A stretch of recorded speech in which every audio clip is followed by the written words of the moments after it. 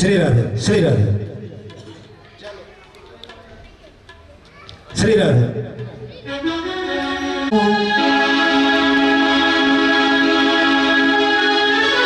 गुरुदेव महेश्वर गुरु साक्षात परब्रह्म की जय।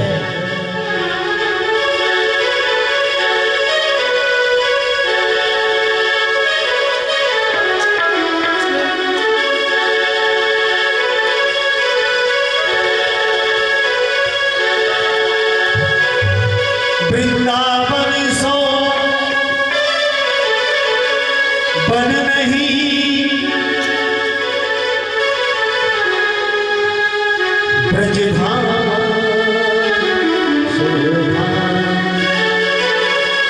बंसी बट सो बट नहीं कृष्ण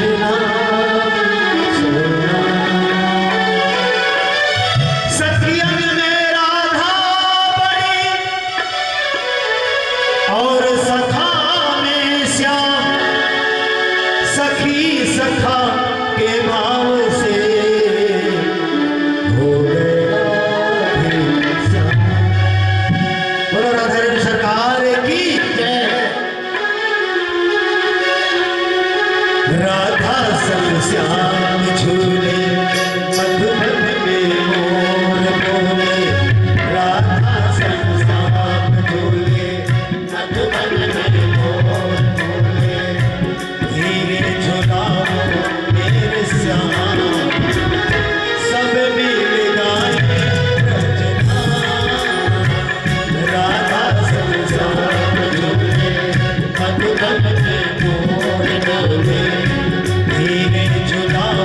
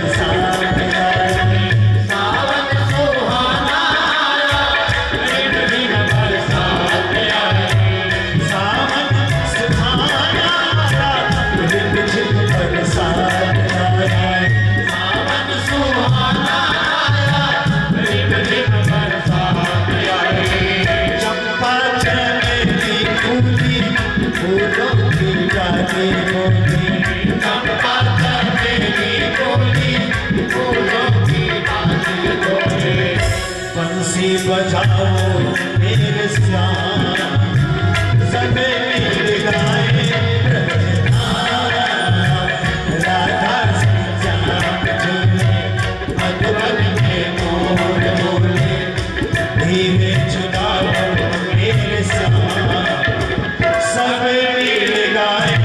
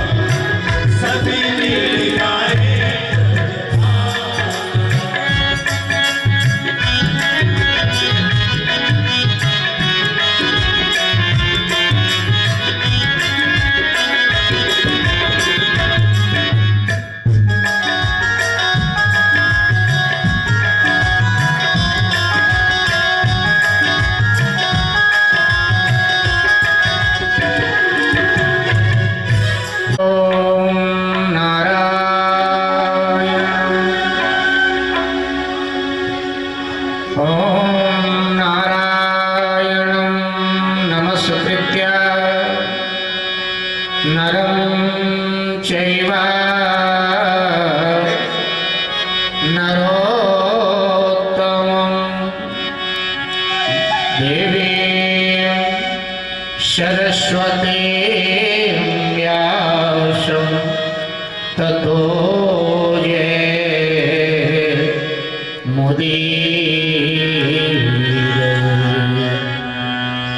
कृष्णं नारायणं वन्दे कृष्णं वन्दे प्रजाप्रियं कृष्णं द्वैपायनं वन्दे कृष्णं वन्दे प्रथासुतं। व्यासाय विष्णुरूपाय व्यासरूपाय वैष्णवे नमो वै ब्रह्मणे वासिष्ठाय नमो सावस्तेति कथं वन्दे वन्दे बुद्धचरणाम्बुजम्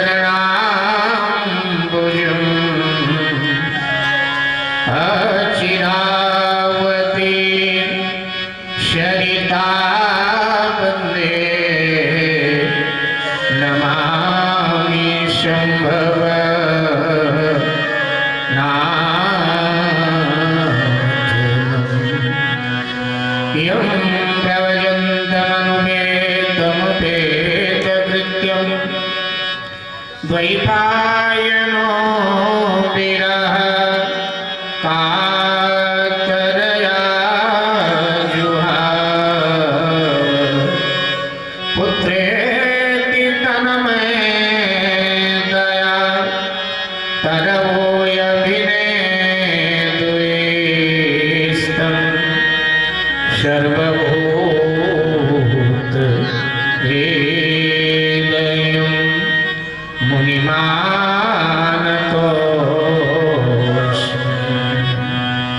मनोजवं मारुततुल्यवेगं जितेन्द्रियं बुद्धिमतां वरिष्ठं वातात्मजं वानरयोद्धमुख्यं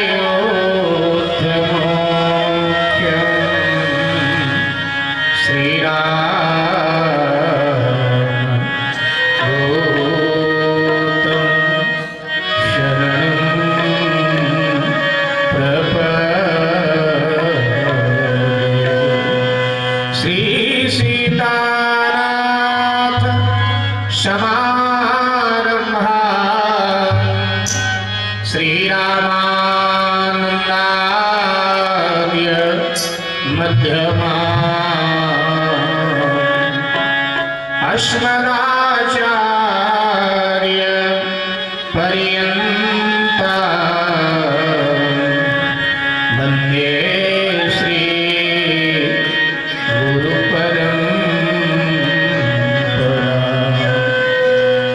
कृष्णाय वासुदेवाय हरये परमात्मने प्रणतक्लेशनाशाय गोविन्दाय नमो नमः। सबद्वारन को छाड़िके गयो तुम्हारो द्वार श्री वृषभार की लाडली मेरी ओर निहार मेरी भवबाधारो राधा नागर सो जातन की न्यायी पड़े श्याम हरित धोती हो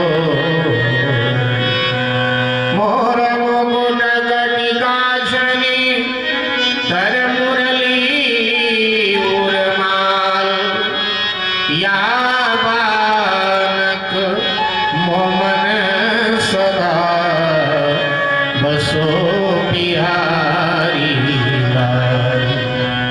जय जय श्री राधा रमण जय जय नवल किशोर जय गोपी चित्त चोर प्रभु जय जय माखन चोर।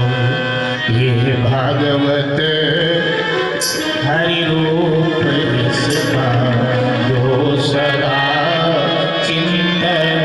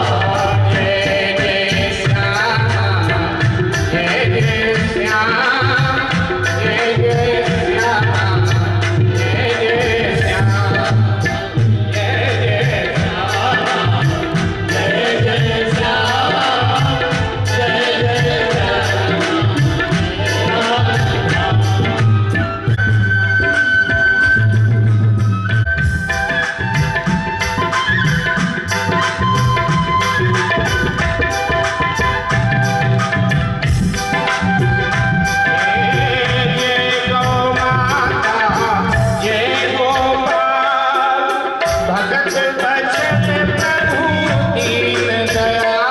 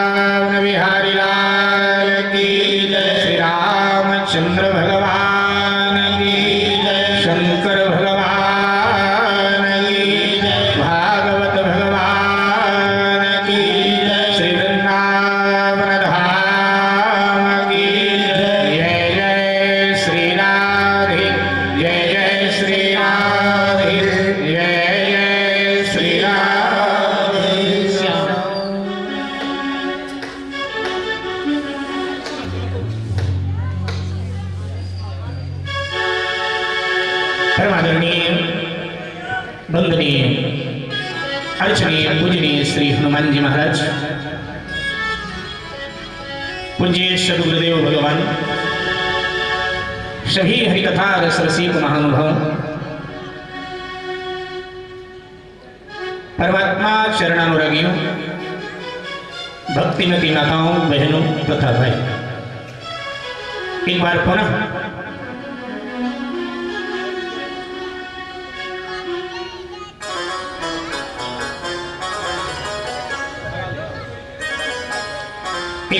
श्री हनुमान जी महाराज की पावन छत्र छाया में हम सब श्रीमद् भागवती कथा श्रवणार्थ यहाँ एकत्र हैं। कल जहां चर्चा को विश्राम दिया था वहीं से आगे की कथा का दर्शन करते हैं। महाराज परीक्षित एकमात्र समस्त भूमंडल के स्वामी हैं। आज महाराज परीक्षित वन विहार के लिए निकले थे। तो जब महाराज वन विहार के लिए निकले, अभी प्रवेश ही किया था वनांचल में, कि देखा सामने से गाय भागती हुई आ रही, करुण क्रंदन करती हुई, रोती हुई, और उसके पीछे एक बैल भी रोता हुआ एक पांव के सहारे चला दौड़ रहा। उसके पीछे एक विशाल काय पुरुष जो काले वस्त्रों में है, वो उन दोनों को मार रहा है, प्रहार कर रहा है गाय और बैल पर। परीक्षित महाराज ने दृष्टिपात किया, अरे मेरे साम्राज्य में ऐसे कुकर्मी लोग भी हैं जो गौ पर भी इतना अनाचार अत्याचार करते। कौन है तू? ये कहकर महाराज परीक्षित ने अपने म्यान से तलवार खींच ली। और तुम दोनों कौन? गौ माता ने कहा, राजन मैं पृथ्वी हूं, पृथ्वी का स्वरूप गौ का है, मैं पृथ्वी हूं। बैल कह रहा है मैं धर्म हूं। शिव बैल की सवारी करते, माने धर्म की सवारी करते हैं। शिव का वाहन बैल है, नंदी माने धर्म, और शिव का अर्थ है विश्वास, और विश्वास का जो आधार है वो धर्म ही है। विश्वास धर्म पर ही तो टिका है, अथवा धर्म विश्वास पर टिका। तो कहा कि राजन मैं धर्म हूं। मेरे 4 चरण थे, धर्म के 4 चरण हैं, सत्य, दया, दान और तप। ये धर्म के 4 चरण हैं। ये मेरे पीछे कलयुग लगा हुआ है, इसने हमारे 3 चरण तोड़ डाले हैं। केवल 1 चरण मेरा बचा है, दान का चरण। कलयुग में धर्म का एक ही चरण बचा है, दान का। दान के सहारे धर्म टिका। इसलिए किसी भी एन केन विधि दीन, शास्त्र कहता है दान करे कल्याण। एन केन प्रकार ने आपने दान किया, दान ही जीव का कल्याण करता है। ये कलयुग है, ये हमारा 4था चरण भी तोड़ना चाहता है। 3 तो तोड़ दिए, 4था भी तोड़ना चाहता है। परीक्षित महाराज ये सुनकर क्रोधित हो उठे, कलयुग को मारने के लिए दौड़े। तो त्राहिमाम करता हुआ, माने रक्षा करो करता हुआ परीक्षित के चरणों में गिर पड़ा। राजन अगर मुझे आप मार देंगे तो ब्रह्मा के सृष्टि की बनाई मर्यादा नष्ट होगी, क्योंकि अनादि काल में जब ब्रह्मा जी ने सृष्टि का सृजन किया तो हम 4 भाइयों का भी सृजन किया था, सतयुग, त्रेता, द्वापर और कलयुग। मेरे 3 भाई साम्राज्य का शासन करके चले गए। अब मेरा समय आया है तो मैं अपने ढंग से, मैं अपने स्वभाव के अनुसार ही तो संसार पर शासन करूं।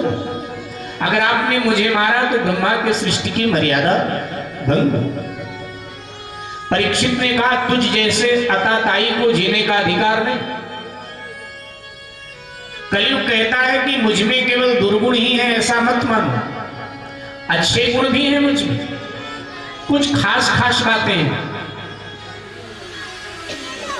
कुछ बुरी बातें भी। तो पहले बुरी वाली बताऊं या अच्छी वाली? परीक्षित ने कहा पहले बुरी बातें बता। तो कलयुग कहता है कि देखो, सतयुग, त्रेता, द्वापर में एक कमाता था, 10 बैठकर खाते थे शांति से, आराम से। लेकिन कलयुग में 10 कमाएंगे और 2 माता पिता को आराम से खिला नहीं पाएंगे, ढंग से नहीं रख पाएंगे। सतयुग, त्रेता, द्वापर में परिवार में परस्पर प्रेम होता था, लेकिन कलयुग में परिवार में ही परस्पर द्वेष रहेगा। पुत्र माता पिता को ठीक से नहीं देखना चाहेगा। कलयुग में माता पिता का निरादर होगा। कलयुग में भाई की भाई से बोलचाल नहीं होगी। कलयुग में हर घर में पति की अपेक्षा पत्नी की ज्यादा चलेगी। पति की अपेक्षा कलयुग में हर घर में पत्नी की ज्यादा चलेगी। कलयुग कहता है गृहे गृहे तरुणी प्रभुता, गृहे गृहे तरुणी प्रभुता, श्याल को बुद्धिदायका, गृहे गृहे तरुणी प्रभुता, श्याल को बुद्धिदायका। हर घर में तरुणी की प्रभुता होगी, माने स्त्री की चलेगी। भाई की भाई से बोलचाल नहीं होगी। तो परीक्षित ने कहा फिर सलाह कौन देगा? अगर भाई का भाई से परस्पर बैर होगा तो भाई को सलाह कौन देगा? तो कलयुग कहता है श्याल को बुद्धिदायक, साले साहब सलाह दिया करेंगे। माने जीजा के जो सलाहकार होंगे वो साहब होंगे, साले साहब की चलेगी घर। कोई शुभ कार्य होगा तो बुआ को बहन को नहीं बुलाया जाएगा। तो परीक्षित कहते हैं किसको बुलाया जाएगा? बोले सलहेज और साली को बुलाया जाएगा। अब ये सब मैंने ही भागवत में ऑलरेडी लिखा हुआ है। कलयुग कह रहा है ये सब कलयुग में होगा।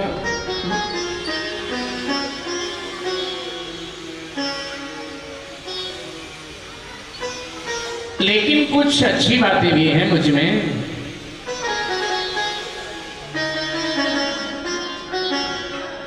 वर्णाश्रम धर्म जो है वो भी कलयुग में मिट जाएगा। जो चतुर्वर्ण है, ब्राह्मण क्षत्रिय वैश्य शूद्र, ये सब अपने अपने कर्मों से गिर जाएंगे, दूसरे के कर्म को करने लगे। सतयुग त्रेता द्वापर में सब अपने अपने कर्म करते थे। शास्त्र ने सबके कर्म अलग अलग बताए हैं ना, किसके कौन से कर्म हैं। गीता में भगवान कृष्ण ने बताया ना, ब्राह्मण का ये कर्म है, वैश्य का ये कर्म है, क्षत्रिय का ये कर्म है, शूद्र का ये कर्म है, सबके कर्म बताए। लेकिन कलयुग में अतिक्रमण करेंगे, अपने कर्म को ना करके दूसरे के कर्म को करने लगेंगे। परीक्षित ने कहा बहुत हो गया, अब अच्छी बातें क्या तुझमें है वो बता। कहता है कि देखो, सतयुग त्रेता द्वापर में अनेक यज्ञ आदि करने से जो पुण्य मिलता था जीव को, वो कलयुग में हरि नाम जपने से प्राप्त हुआ करेगा। सतयुग त्रेता द्वापर में व्यक्ति मन में कोई पाप की कल्पना कर लेता था तो भी उसको पाप का फल भोगना पड़ता था। लेकिन कलयुग में ऐसा नहीं होगा। कलयुग में व्यक्ति पाप करेगा तो ही पाप का फल भोगेगा। कल्पना करने से उसको पाप का फल नहीं भोगना पड़ेगा। लेकिन अगर वो पुण्य की कल्पना करता है, धर्म की कल्पना करता है, तो उसको पुण्य मिल जाएगा। जैसे मान लिया कि आप अपने घर में दिल्ली उत्तम नगर में बैठे हैं और बैठे बैठे आपने कल्पना की, आंख बंद है और आप ध्यान कर रहे हैं कि हम तो गिरिराज की तलहटी में हैं, गिरिराज जी की परिक्रमा, माने चिंतन में अगर गिरिराज जी चल रहे हैं तो घर बैठे बैठे आपको गिरिराज परिक्रमा का पुण्य मिल जाएगा। लेकिन अगर बैठे बैठे आप चिंतन किसी पाप का कर्म का कर रहे हैं तो जब तक उसको पाप को करेंगे नहीं, आपको पाप का फल नहीं भोगना पड़ेगा। माने मानसी पाप अगर आपसे बन जाता है तो उसका अपराध आपको नहीं लगेगा, जब करोगे तो ही लगेगा। लेकिन सतयुग त्रेता द्वापर में तो व्यक्ति सोच ले कि मैंने अमुक व्यक्ति की मुझे हत्या करनी है तो हत्या किया नहीं, पाप पहले ही लग जाता था। लेकिन कलयुग में करने पर लगे, ऐसे नहीं लगे।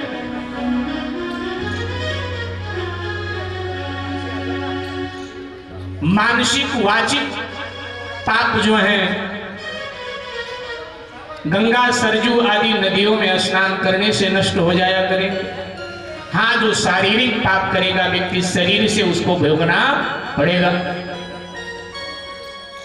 तो परीक्षित ने कहा ठीक है, कुछ अच्छी बातें भी तुझ में हैं, इस वजह से मैं तुझे छोड़ रहा हूं। लेकिन सुन, मेरी शर्त है क्या, कि जब तक मैं जीवित हूं तब तक दिखाई मत दे, मेरे मृत्यु के बाद में आकर के शासन संभालना है तुझे।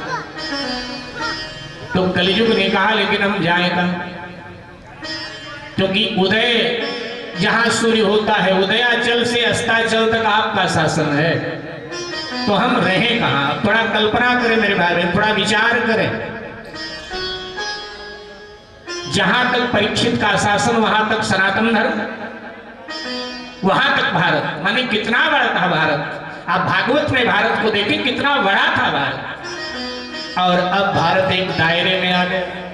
अब भारत का दायरा सीमित हो गया। लेकिन आज से 5,500 वर्ष पहले कितना बड़ा था ये भारत। तो कहता है जब उदयाचल से अस्ताचल तक आपका शासन है, तो मैं कहां जाऊं राजन? या तो मुझे जगह बता दो जहां मैं रहूं। तो कहा ठीक है, हम तुम्हें जगह बता देते हैं, वहां वहां तुम निवास करो जब तक मैं जीवित हूं तब तक। तो कहा जगह बताओ। तो कहा कि जहां जीव हत्या होती है वहां तुम निवास करो।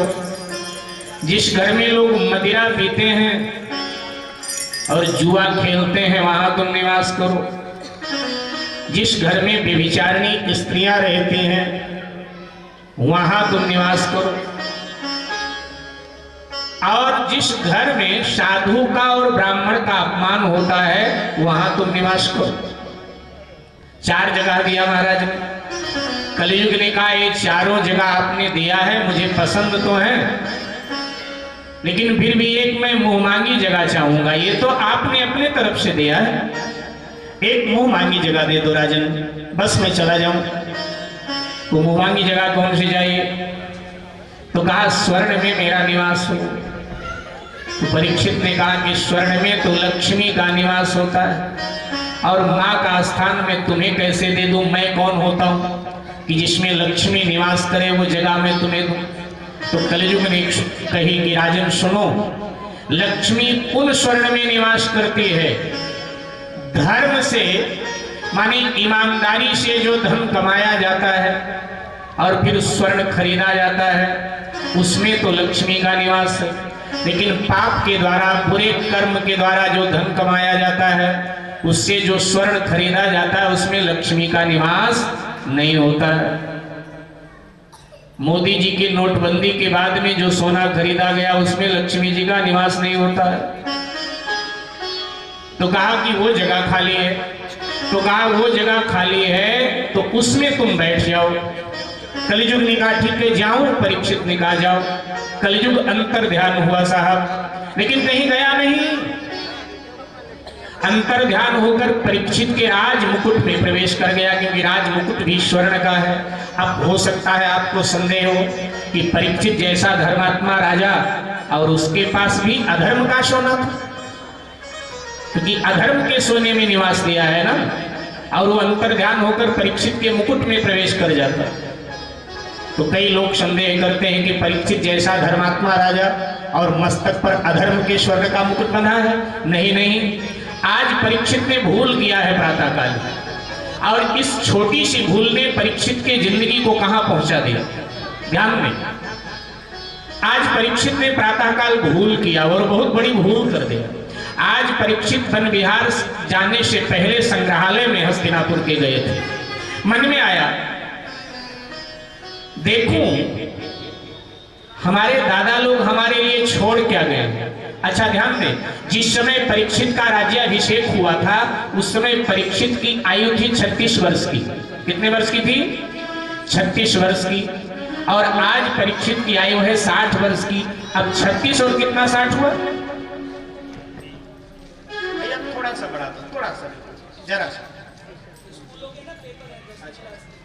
थोड़ा सा, एक पॉइंट। हाँ जी, कितना गुप्ता जी? 36 और 24 60। 36 और 24 60। तो 36 वर्ष के आयु में परीक्षित का राज्याभिषेक हुआ, पांडव स्वर्गारोहण गए। अब 24 वर्ष तक परीक्षित के मन में कभी आया ही नहीं कि मैं संग्रहालय देखूं, दादा लोग क्या छोड़ दें। 24 वर्ष बाद आज वो 60 वर्ष के, और 60 वर्ष की अवस्था में थोड़ा सा लोभ आया, देखो दादा लोग हमारे लिए छोड़ क्या गए। और जब परीक्षित संग्रहालय में गए तो पांडवों का संग्रहालय है, बेशक कीमती वस्तुएं उसमें हैं, देखा, सब अच्छा लगा। अचानक एक मुकुट रखा था, और मुकुट पर दृष्टि गई, वाह क्या सुंदर चित्रकारियां हैं मुकुट के ऊपर, स्वर्ण का मुकुट। तो अपना जो परंपरा का मुकुट था उतार कर रख दिया और उसको पहना। दर्पण के सामने आए, शीशे के सामने आए तो देखा चेहरे का सौंदर्य कुछ ज्यादा बढ़ गया। बोले ये तो बहुत अच्छा लग रहा है मेरे शीश पर, चलो यही पहनता हूं। और बस ये पहनकर दरबार में आए थे कि बुद्धि विकृत हुई। राजा ने कभी आक्षेप नहीं किया, जीव हत्या नहीं करता था राजा, लेकिन आज पहली बार राजा के मन में ये भाव आया, क्षत्रिय शिकार भी तो खेलते हैं लेकिन मैंने कभी शिकार नहीं खेला, आज मैं भी शिकार के लिए जाऊंगा। और राजा पहली बार शिकार खेलने के लिए निकला और दुर्घटना घट गई कलयुग में। अब ये राजमुकुट है किसका जो इसने आज पहन लिया? ये मगध के राजा जरासंध का राजमुकुट। और जरासंध कितना दुराचारी राजा था। तो जरासंध का राजमुकुट है। जब भीम के द्वारा जरासंध मारा गया तो भीम ने ये मुकुट उसका छीन लिया, उतार दिया। भगवान कृष्ण वहां थे, बोले भीष्म भैया इसका क्या करोगे? दुराचारी का है, छोड़ो। बोले इसको हम अपने उपयोग में नहीं लेंगे। बोले फिर? बोले हस्तिनापुर के संग्रहालय में रखेंगे। जो हस्तिनापुर का संग्रहालय देखने आएगा वो मेरे बाहुबल की प्रशंसा करेगा कि कृष्ण भी जिसके मोर्चे से भग गए थे उस जरासंध को भीम ने पराजित किया था, मेरे बाहुबल को लोग याद करेंगे। भगवान कृष्ण कहते हैं भीष्म दादा संग्रहालय कब तक रहेगा? संग्रहालय बड़े बड़े नष्ट हो जाते हैं, क्या आने वाले समय तक बरकरार रहेगा हस्तिनापुर का? बोले क्यों नहीं रहेगा? बहुत समझाया लेकिन नहीं माने भीम और वो मुकुट ला करके यहाँ रख दिया। आज वही मुकुट पहनकर परीक्षित गए थे वन विहार करने के लिए। मेरे भाई बहन इसका आशय है, इसका मतलब यह है कि अपनी चादर आपकी कितनी पुरानी क्यों ना हो लेकिन धो करके उसे ही ओढ़ लीजिए। दूसरे की चादर नई है फिर भी बीमारी के कीटाणु हो सकते हैं, आप बीमार हो सकते हैं। आपके मन को, आपके बुद्धि को भी विकृत कर सकते हैं। इसलिए अपनी परंपरा, जो हमारी परंपरा है, अपनी परंपरा में जीना चाहिए, अपनी परंपरा में मरना चाहिए। दूसरी की परंपरा को अपने सर पे नहीं लादना चाहिए। सब हम सब सनातन धर्मी हैं। हमारे पूर्वजों ने जो विरासत में हमें दिया है हमें उसको लेके चलना है। ये थोड़ा कि अपनी परंपरा को हम छोड़ दें और दूसरे की परंपरा की चादर को हम ओढ़ लें, नहीं, ये उचित नहीं है। भगवान श्री कृष्ण भी गीता में कहते हैं कि स्वधर्मम मरणम श्रेयः परधर्मो भयावह। अपने धर्म के लिए मर जाना भी श्रेष्ठ है लेकिन दूसरे के धर्म को स्वीकार कर लेना ये भयावह स्थिति है। एक दिन ये हमारा और हमारे परंपरा का विनाश कर डाले। मेरे भाई बहन, परीक्षित के विनाश का यही कारण बना, दूसरी की परंपरा को सर पे लाद दिया। कलयुग मुकुट में प्रवेश कर गया। महाराज की बुद्धि विकृत हुई, आगे बढ़े, तृष्णा ने सताया। अब कलयुग जब सर पे सवार होगा तो तृष्णा ही सताएगी साहब। सामने शमीक ऋषि का आश्रम था, प्रवेश किया। आश्रम में महात्मा जी से कह रहे मुझे जल पिलाइए। महात्मा जी समाधि में थे। एक बार दो बार आवाज दिया लेकिन जब कोई प्रतिक्रिया नहीं हुई तो परीक्षित को क्रोध आया और क्रोधित परीक्षित ने एक मृत सर्प पड़ा था वहां तक्षक नाम का, धनुष के छोर से उठाया, महाराज के गले में लपेट दिया और हंसते हुए घोड़े पर बैठे राजमहल में आ गए। और राजमहल में आए और जैसे ही वो मुकुट उतार कर रखा पलंग पर तो जो बुद्धि विकृत हो गई थी वो विशुद्ध हुई। वो मुकुट उतरा, बुद्धि विशुद्ध हुई। एकदम बुद्धि विशुद्ध हुई तो हृदय को आघात लगा कि हाय मैं पांडवों का पौत्र हूं और धर्मात्मा का पौत्र हूं, धर्मात्मा अभिमन्यु का पुत्र हूं। मैंने आज घोर अनर्थ किया। एक निरपराध ब्राह्मण को मैंने अपमानित किया। हमारे पूर्वज ब्राह्मणों की सेवा करते आए और हमने ब्राह्मण का अपमान कर दिया, मुझे इसका दंड मिलना चाहिए। ये कहकर परीक्षित रोने लगे, ग्लानि के आंसू आंखों से गिरने। उनकी पत्नी इरावती ने पूछा, पतिदेव क्या हुआ? अचानक आंसू।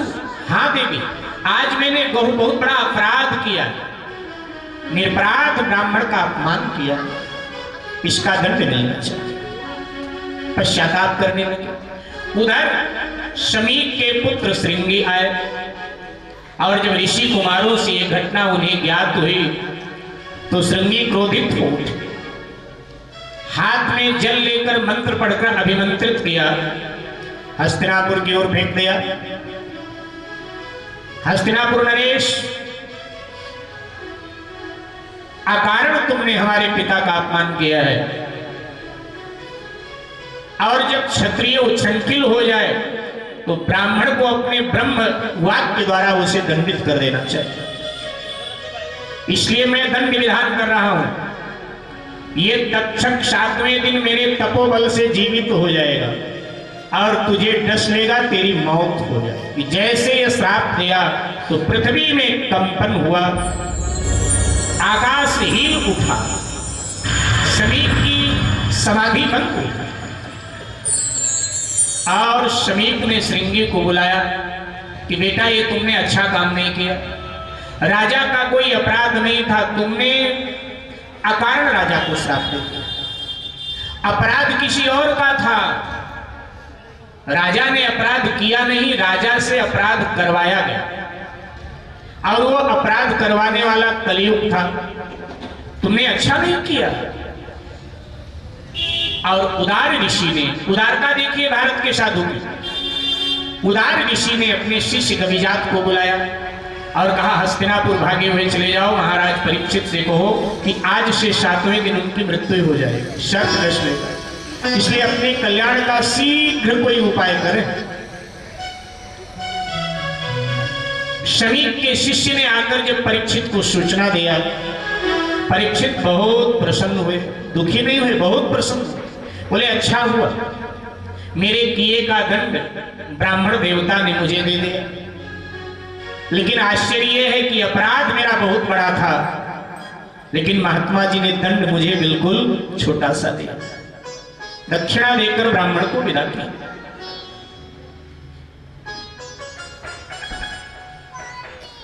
जब देवमति बीतती है, असुरमति आती है, तो यही कर्म हम लोगों से भी बन जाता है जो परीक्षित से बने। रामचरितमानस में पार्वती जी शिव जी से पूछती हैं कि राक्षस की परिभाषा क्या है, राक्षस किसको कहते हैं? भगवान शंकर ने सबसे सरल परिभाषा राक्षस की बताई। बड़ी प्रसिद्ध पंक्तियां हैं, आप सबको याद होंगी। भगवान शंकर कहते भवानी, मां नहीं मातु पिता नहीं देवा, मां नहीं मातु पिता नहीं देवा, मां नहीं मातु पिता नहीं देवा, मां नहीं मातु पिता नहीं देवा, साधु न सन करवा वही सेवा, साधु सन करवा वही सेवा, इनके ये आचरण भवानी, इनके यह आचरण भवानी, ते जानो किस चरण सब प्राणी, ते जानो किस चरण सब प्राणी, ते जानो किस चरण सब प्राणी। ते जानो किस चरण सब प्राणी।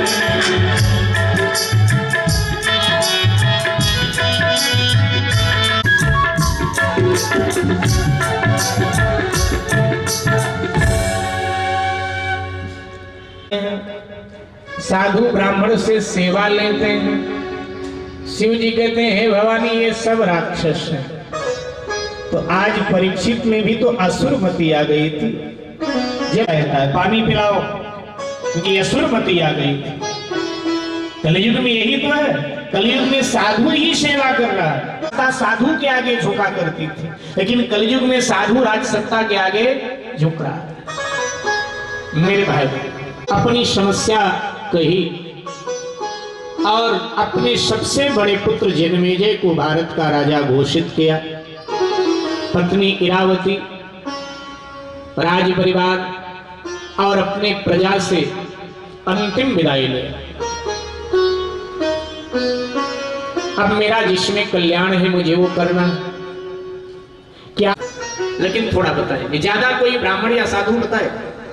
इतना हमने जरूर सुना है कि अगर मौत का समय पता चल जाए व्यक्ति को, तो उसे घर परिवार संसार से ममता तोड़ देनी चाहिए।